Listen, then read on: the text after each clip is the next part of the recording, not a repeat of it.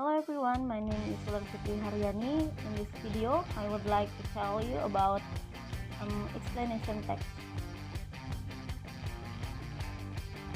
The first is the definition of explanation text.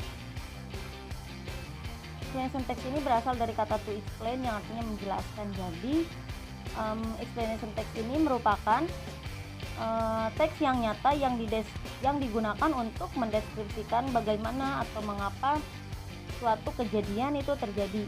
Nah, di dalam teks ini suatu kejadian itu dibagi menjadi dua. Yang pertama ada natural phenomenon dan yang kedua ada social phenomenon.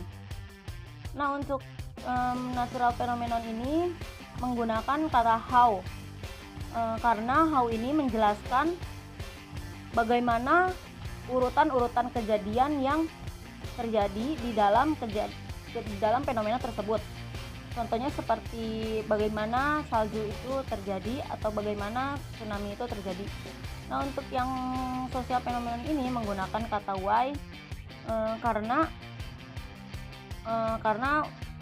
why digunakan untuk menjelaskan alasan dibalik terjadinya sesuatu, seperti mengapa tawuran pelajar itu terjadi.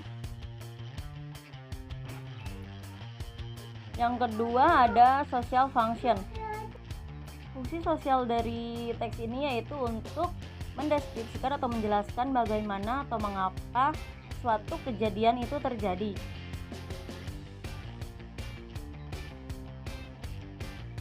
The third is generic structure of this text. Ada tiga generic structure dari teks ini. Yang pertama ada general statement, yang kedua ada sequence of explanation, dan yang terakhir ada closing. Nah, untuk general statement ini merupakan informasi umum mengenai topik yang akan dibahas di dalam teks. Nah, untuk sequence of explanation ini bisa digunakan untuk how dan bisa juga digunakan untuk why. Dan yang terakhir ada closing. Nah, closing ini option ya. Is language features. Ada 6 language features yang digunakan di dalam explanation text ini. Yang pertama itu fokus kepada topik umum. Yang kedua ada non-human participant. Jadi partisipannya itu bukan manusia melainkan alam. Dan yang ketiga ada temporal and casual conjunction. Nah, untuk temporal conjunction ini memberitahukan tentang waktu, seperti kapan sesuatu kejadian itu terjadi. Ada casual conjunction menceritakan bagaimana sesuatu kejadian itu terjadi. Yang keempat ada use action verb. Nah, action verb ini termasuk ke dalam kata kerja, dan kata kerja dibagi menjadi dua.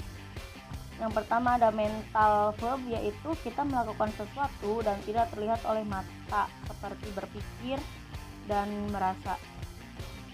Kemudian ada action verb, yaitu kita melakukan sesuatu dan terlihat oleh mata, seperti makan dan tidur. Kemudian ada use present tense. Nah, ini menggunakan is atau are dan juga menggunakan kata kerja pertama atau verb pertama.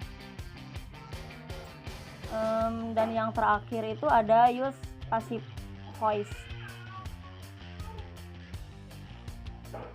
Kemudian yang terakhir ada contoh dari explanation text sendiri. Nah, di sini saya menggunakan contoh rainbow ya. Teks ini menjelaskan tentang bagaimana cara pelangi itu terjadi. Nah, untuk rainbow ini sendiri judul dari teks tersebut.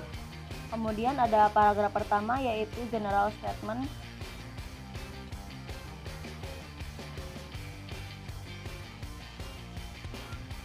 Kemudian fokus dari teks ini yaitu umum ya, pelangi, dan partisipan dari teks ini yaitu alam atau bukan manusia.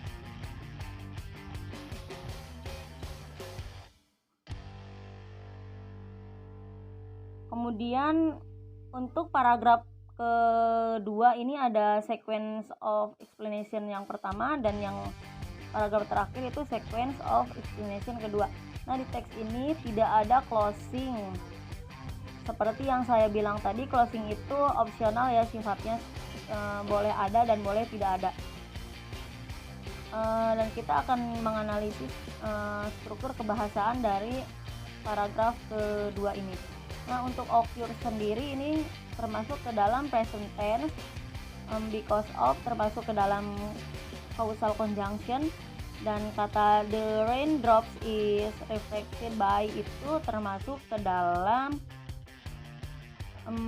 passive voice.